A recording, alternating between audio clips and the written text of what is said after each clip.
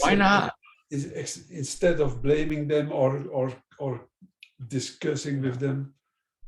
All the deeper clinical traditions, CBT, Yes. all of them have something we can learn from and we can bring in. And are you going to call that ACT or not? I've always said you can call ACT anything that deliberately targets and is known to change psychological flexibility.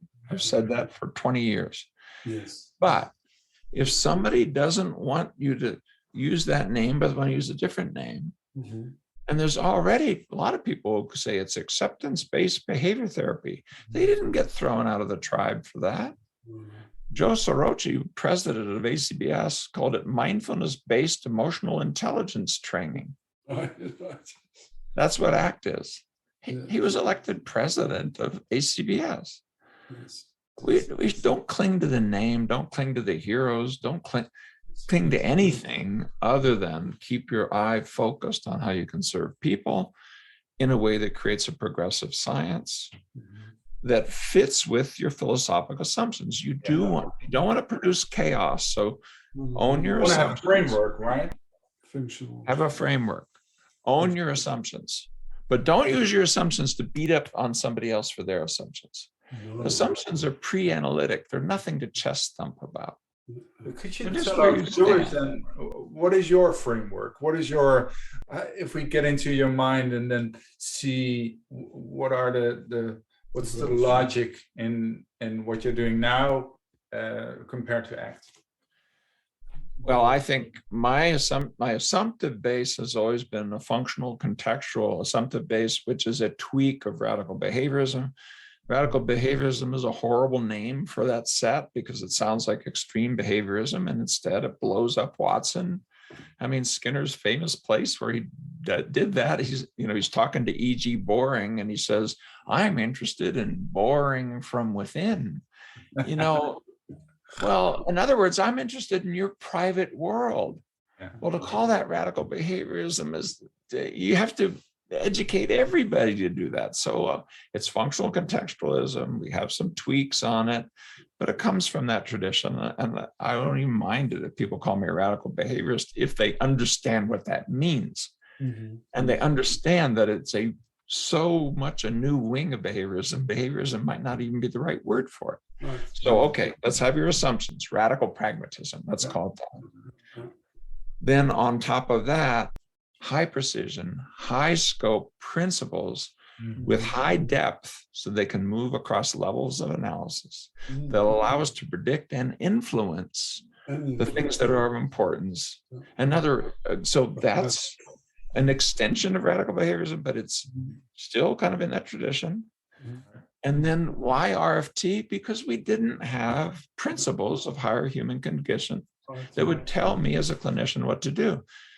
And so we developed a strategy we call it a reticulated strategy, which is the applied people, when you don't think you have adequate basic principles, take that on, not everybody, but at least some, that's your job. Basic people, if you think you have high precision, high scope tools that should be used, bring them into the applied world, and don't just tell people you ought to use it. At least some of you show us how. That's the CBS journey. And you've got clinicians doing RFT work. You got RFT people doing clinical work. You got, pro-social now coming out of ACT. You've got, compassion focused therapy being tweaked by the CBS tradition, and on it goes. Now, once we're there, the next step for us, I think, is to scale and connect with all of the fellow travelers who have knowledge that will increase the precision, scope, and depth of our principles, and that will expand the universalist. I don't even want to say transdiagnostic. We haven't been on a transdiagnostic journey. We've been on a universalist journey, from rats to Walden too. I drank that Kool-Aid when I was a hippie back in the day, and it's a phrase that means from the tightest, most elegantly controlled research to how you raise your children and what you do in your home. From this to that, let's get the clan together. And the clan is not a narrow clan. It's all of us who care about global warming or climate or the immigration crisis or fairness and diversity, equity, inclusion, or economic fairness and disparities, or empowering people to live values-based lives, to love and to contribute. You know, this is the journey psychology has been on, but it's on that same journey with sociology, anthropology, biology. You know, it's a unified science is our ultimate goal, but with tools you can use that would really make a difference. So we finally have the attention of the world. I mean, the World Health Organization, can I just sing this song?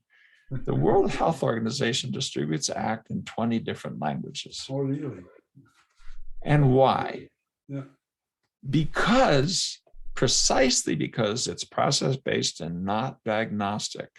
Why? Because they picked ACT as maybe it might be helpful with immigrants who have lost everything. And they had their focus on the South Sudanese, those 5 million people escaping for their lives, 1 million of them into Uganda, sitting in dirt with nothing but their children, if they made it, and the clothes they have on their back. That's it. Yeah. And with a cartoon book and an audio tape in their language, delivered not by psychologists, but by indigenous health workers who have less than a high school education, they got effect sizes that larger than self-help in the developed world. Fantastic. So, and then it was replicated twice in gold standard RCTs. And if you go to the website and read what they say, the World Health Organization, it says this protocol is useful to anybody experiencing stress for any reason in any situation. I didn't know.